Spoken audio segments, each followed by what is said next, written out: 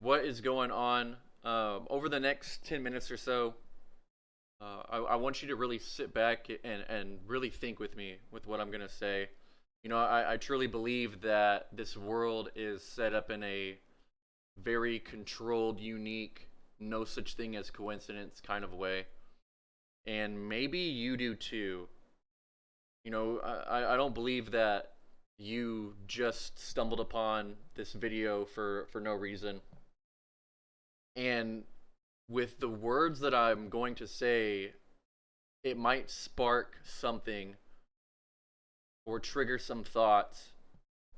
And I want you to really sit back and think with some of these things that I'm going to say because, like I said, I don't believe that the world is set up uh, randomly. I think there's a very unique way that everything is set up. But over a decade ago, I started this movement called the Trade House, and that's pretty much the group of individuals that started it are. We're a bunch of free thinkers that just question everything that is put in front of us. And with that mentality of questioning the world, just questioning what's going on, why things are set up the way they are, we applied that same method thought into the financial markets. And, the rest is history. We've been dabbling in the markets for over a decade. You can go on my social media handle called Mr. Seven Sources, and you can see some pretty unique things on my Told You So highlight page. But like I said, as I go through some of the things put in front of you, this is going to be raw, real. I'm wanting to point out some dates and some just things to get your mind to trigger because I truly believe there's a reason why everything I'm about to say is set up in this way. And we can start off with just this thought. What if you invested into the S&P 500 every time CNBC, which is a controlled program on the TV that has the most amount of people who watch and get their opinions from and trust that opinion, every time they had some panicking kind uh, of info on the television, the markets are in turmoil special. If you bet against that, your average return in 1 year would be 40% with a 100% success rate. So right there, that's very, very interesting to me. And here we are with this image right here. Over the course of time, the very few amount of media companies have bought up and controlled the majority of media companies as well. And so, it's just like a question of why is this? And if this is so true, how much and can they control info and what's the point? Because I truly believe there's no such thing as free information, and if there is free information, there's always a hidden agenda behind it. Here's another image of the same controlling media companies as well. All being controlled by the same thing. And so it's just interesting on just that one aspect of the media. And then if we really think about it as well, the traditional school system, like why was that created in the early 1900s and what was the point? I'm sure you've heard about it and maybe this will be your first time, but they didn't want to create a bunch of free thinkers. They wanted to create a bunch of doers, a bunch of people who listened and would walk in the line and not question why, question authority, and just do. Right? You're obedient workers. And so it's just another thing of just questioning why. A little bit after that, the Federal Reserve System was born. And I'm sure you feel it now through inflation, but all they've done is take away our purchasing power. Now we can argue back and forth about whether or not money is easier to make now than back then, right? To each his own on that opinion. But the one fact that we can't argue is that throughout time, our purchasing power has gone down. And they don't teach us financial literacy in school Because if you really think about it, if they taught you how to create substantial wealth, they would just be generating quote unquote competition in the way that this world is set up, right? So what we have is the purchasing power going down, financial literacy going down. They're not teaching us how to do anything else besides memorization on a bunch of things in school that may or may not benefit you with whatever job or career you go after. I don't think I use one thing with my career path that I've chosen from learning in school. The whole point of me talking out loud with this is just to get you to think. Because the one thing that I truly, truly believe is it doesn't matter what you do in life, whether you are pursuing a career, whether you're in a job that you love, career path that you love, doesn't matter. Everybody has the exact same goals. And it's to chase peace of mind, to chase retirement, that peace of mind thought. I'm not going to put in monetary value for retirement, and peace of mind, but I know that money is very important to have, and it creates that peace of mind, and it creates that thought of being able to retire when you want. And throughout life, because of how important it is needed to pretty much sustain where you're going in life, to pay bills and all of that stuff. So it's pretty important. And if you're doing life correctly through your job, through your career, through growing a skill set, you should theoretically make more and more and more. But the one stat that we do know now is that our purchasing power has gone down over 90% since the inception of the dollar. And if we're not taking control over the financial literacy and becoming more knowledgeable in this aspect, inflation is going to eat us alive. And all we're doing is generating cash flow when we need to know what to do with that cash flow. Okay? And so I want to point out some things to get your mind triggering with what's going on. Okay? So, here, the quiet agenda of central banking, they issue money as debt. That's how the whole world, becomes more and more filled with money, is through debt. We're on a debt-based monetary system. Okay, so we got to understand that. But it's really interesting on who controls this quote-unquote system. And you can go to this website called cls.group. And right here I have it pulled up, cls.group.com/shareholders.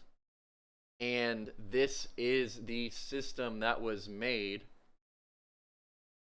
for financial institutions on the world's largest market, the foreign exchange market. And when I scroll down on this list, you'll see pretty much all of the big banks across the world. Okay, and you can feel free to go to cls.group.com/about/shareholders, and you can look at this website. Okay, now remember, I like to question and go down the rabbit hole and really start connecting the dots. Because like I said, I truly believe that, I can make money however I want in a job or career field. But what I do with that money comes next with importance.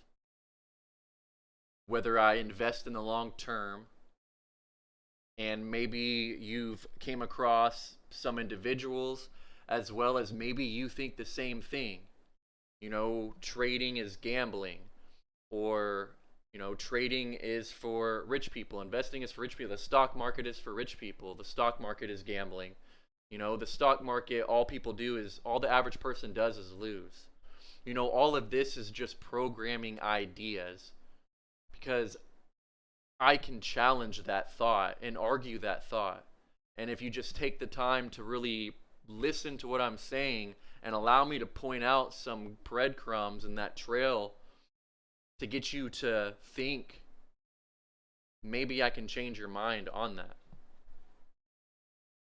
Okay? When did the CLS group get established? I'm sure everyone can remember and resonate with what I'm about to say, but what was the most interesting thing that happened in 2001 that changed the world? 9/11. You see, in this time period, like 1999, 2000, 2001, everyone was just getting onboarded to use computers, to use the internet. Yes, it was all out before so, but your average public person was being able to use the internet.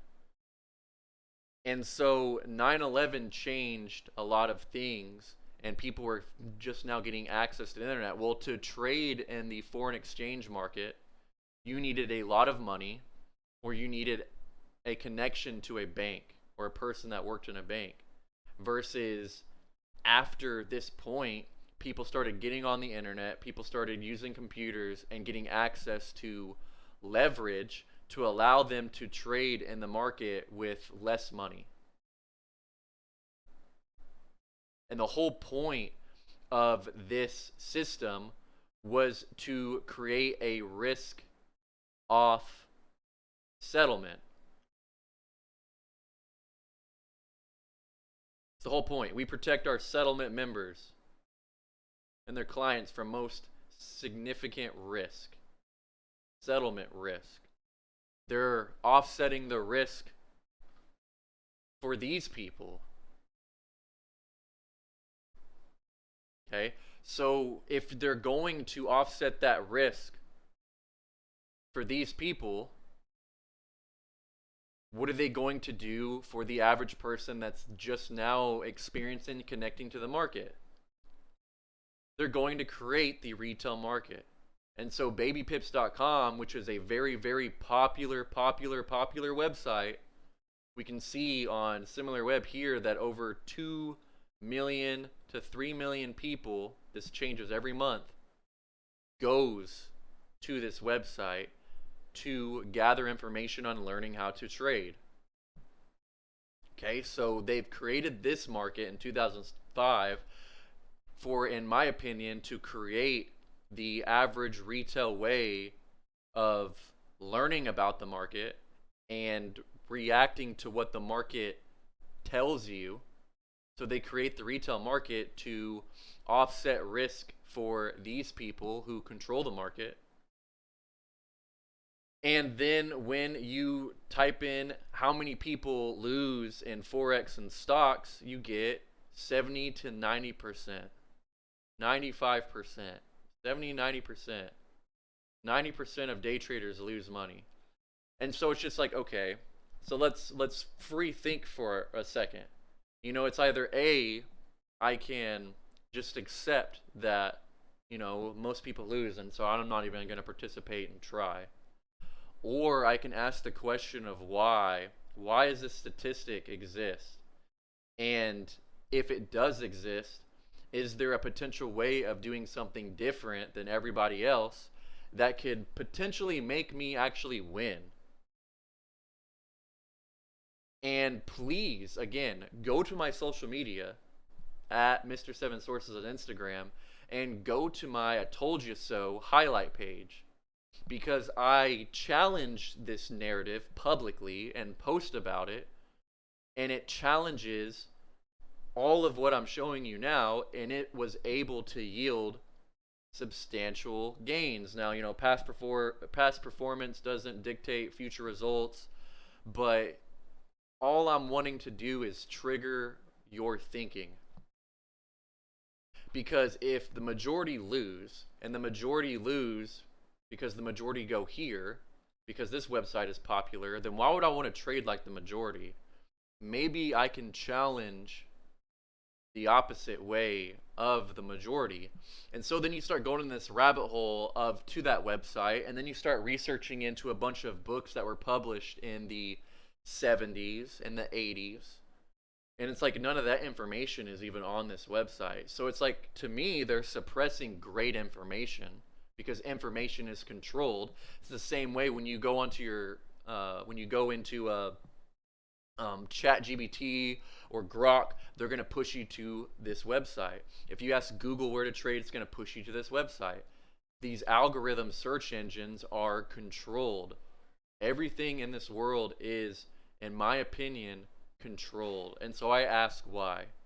And so if there's a large failure rate, I don't want to trade like the majority. And so I welcome you, for one, into the rabbit hole of financial literacy, because I believe it is very important to go down this thought process, and it's very important to take this route, because regardless, you're going to make cash flow in life, and you're going to want to learn how to constantly correctly maneuver where that cash flow goes. And there's misinformation everywhere. There's so much information out there. It's so hard to dictate what's real and what's not. And so I welcome you to the rabbit hole. And that's how the Trade House was born. A bunch of individuals that question how this world is set up, and we go down the rabbit hole searching, because I truly believe that your most popular information is not the correct information. I believe that the algorithms control what they want you to learn, what they want you to know. And please question this as well and start dabbling into it. Now, I welcome you to the Trade House. What's the Trade House have to offer? You know, we are over a century combined of traders who are constantly learning and growing and chasing this rabbit hole of information and questioning what's going on and constantly growing and getting better and better and better. And regardless, we're going to all generate cash flow in different ways. And how can we apply this in the markets? We already think differently. That's what we do, is we just think different, and that's what makes us different. You've got your traditional learning, which I've just proved wrong, and then you have the Trade House method. And we go live 40 plus hours a week. We have a great community of active button pushers that are constantly talking to each other, talking about things that we're doing in the markets. And so can you just imagine a bunch of us with all the same trained eyes that do the same thing, all talking about all of the different assets across the world, because there's so many. And so inside our platform, you know, there's tons and tons of live education. There's tons of courses to go through across all the different assets, whether you want to learn stocks, options, forex, futures, crypto, the list goes on. The assets to push buttons on goes on. And I want you to really just, again, sit back and think and question some of these things that I've pointed out, because maybe I'm onto something. Maybe I am onto something. Maybe there is something more out there that can change that statistic of why so many lose and why so many regurgitate the same information out there. And if I am onto something, if I truly am, and you believe so too, please reach out. I believe that what we're doing is we're creating a giant tsunami or a giant wave together of like-minded individual thinkers that are questioning how this world is set up, and we're only changing for the better.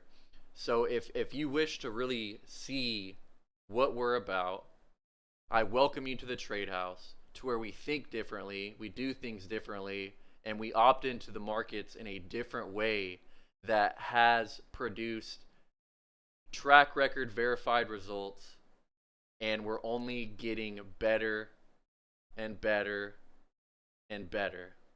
So I look forward to seeing you inside of our community, where it is growing with great individuals that think differently, that act differently, and we push buttons in a different way than most.